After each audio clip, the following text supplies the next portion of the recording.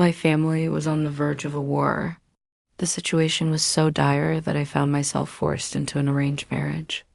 It was a transaction, pure and simple. They told me I had to marry the most feared man in the five families. They warned me he had no soul, but nobody knew what I would find behind that wall of silence. My name is Isabella Conti, but most people call me Bella, and this is my story.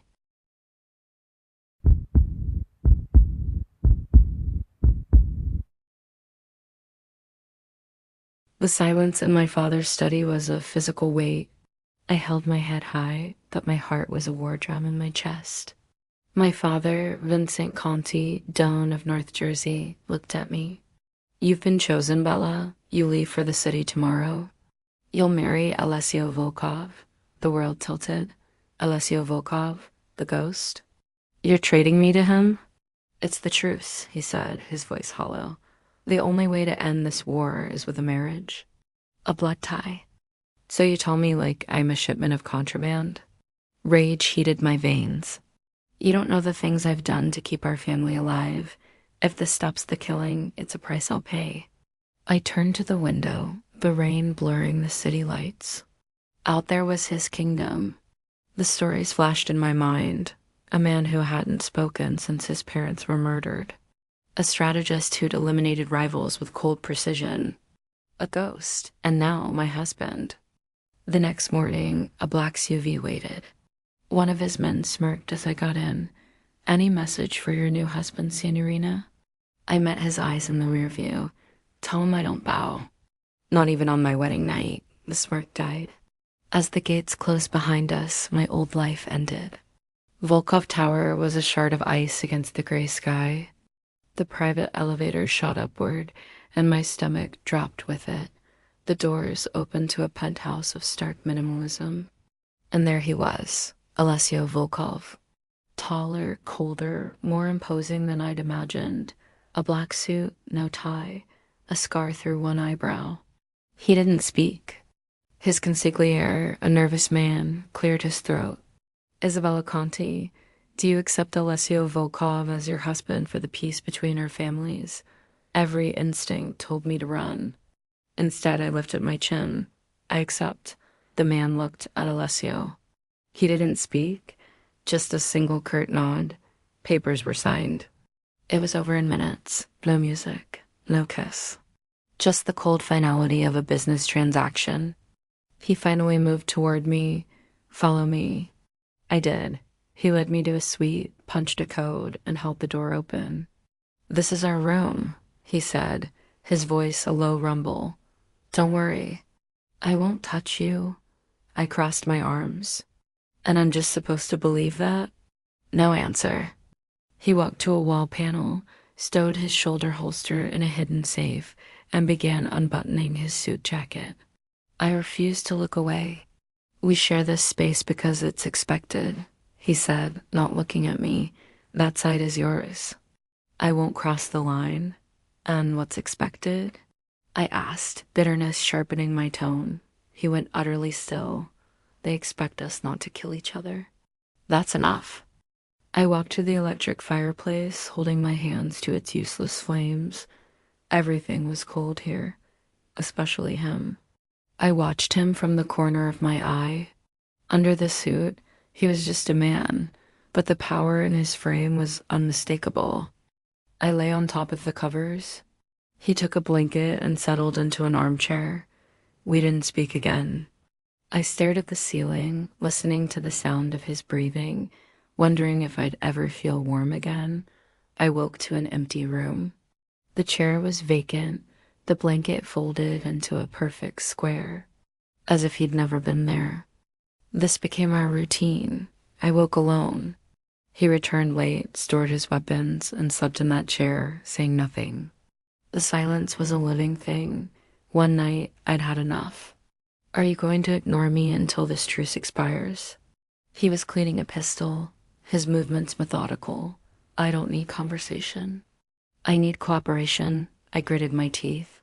"How romantic." The cleaning rod stilled. "I didn't ask for this either," I snapped. Silence fell again. I started exploring the tower, defying the silent looks from the staff. I was the wife of the ghost. I noticed things. He had fewer guards than a man of his reputation should, and the ones he had looked at him with a fierce loyalty, not fear. During another silent meal, I broke the quiet. Why does nobody here seem afraid of you? He looked up from his plate. Because they know who I am. And who's that? Someone you shouldn't try to know. But things began to shift. Small things. A coffee left brewing for me. A warmer sweater in my closet. A glance that held a second too long.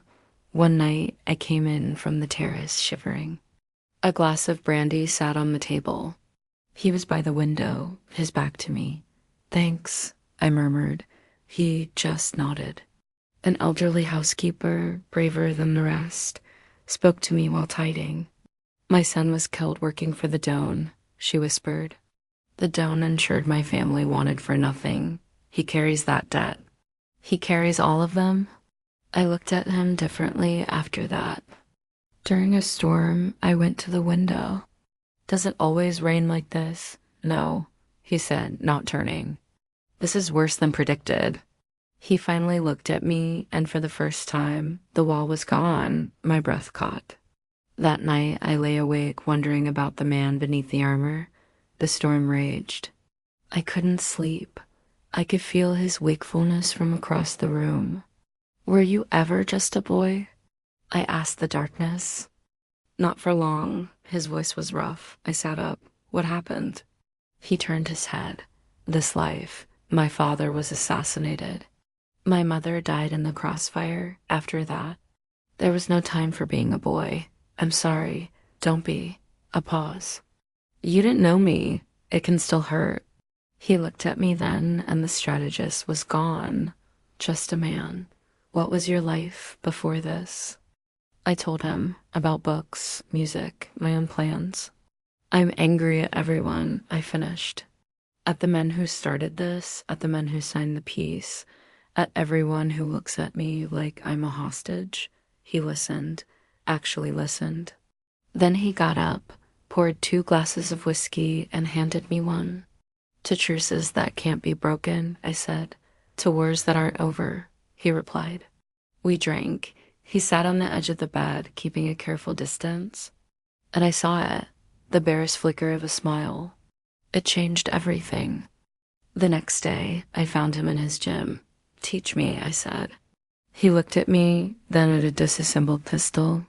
Today, you learned to clear a jam. Wouldn't shooting be more useful? Anyone can shoot. Surviving a jam is what keeps you alive.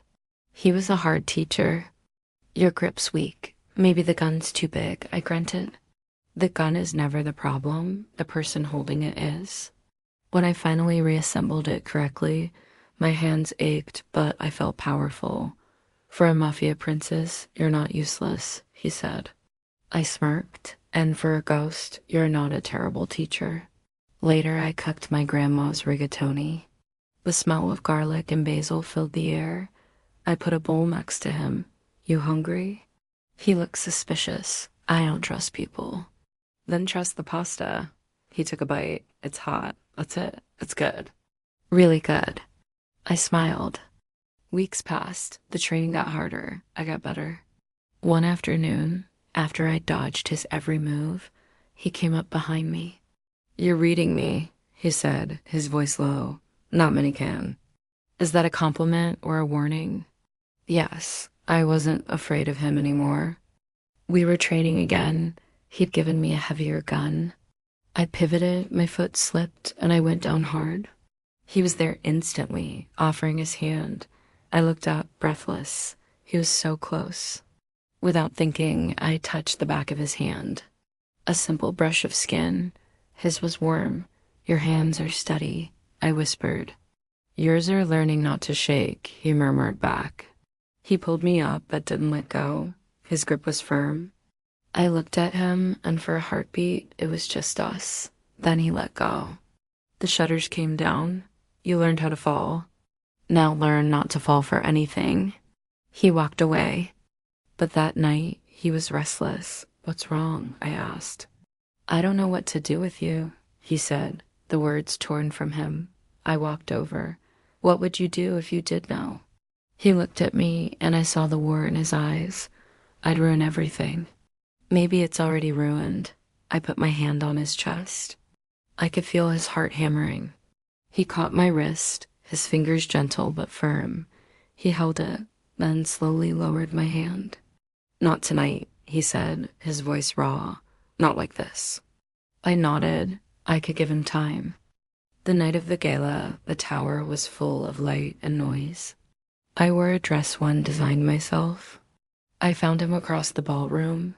He looked like a king. Our eyes met. He crossed the room and held out his hand. I took it. The room fell silent. The ghost was dancing. He led me, his steps sure. You sure about this? He murmured, Are you? I could feel a faint tremor in his hand. He pulled me closer during a turn, my hair brushing his shoulder. A spark. When the music stopped, the world rushed back. On my chair was a single coal key to his private vault, the heart of his empire. He'd given me everything. The peace shattered with a phone call. The Ivanov Brafa. They'd broken the truce. They were hitting the docks. I found him on the helipad, the wind whipping around us. Is it true? I asked. He nodded, his face a mask of cold fury. It is, and you're going. I have to. You always have a choice, Alessio. He looked at me, and the mask slipped. If I don't, they'll take everything. They'll come for our people. They'll come for you. And if you don't come back, my voice was a whisper. Then you stand, you fight. That's why I taught you. He stepped closer.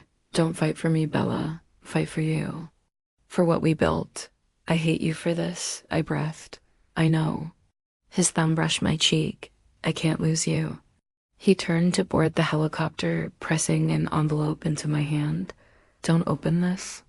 Not unless I'm not coming back. I watched him leave. I didn't cry. I turned and called his captains, his men. I stood before them, the vault key cool against my skin.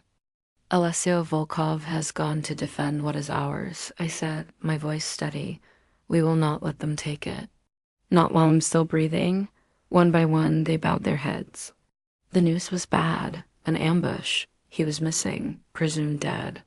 Alone, my hands shook as I opened the letter. Bella, if you're reading this, I failed. I trained you because I knew I couldn't always be your shield. I loved you. I just never learned how to say it. My last thought was of you, the woman who made me feel human again. I cried, but I refused to believe it.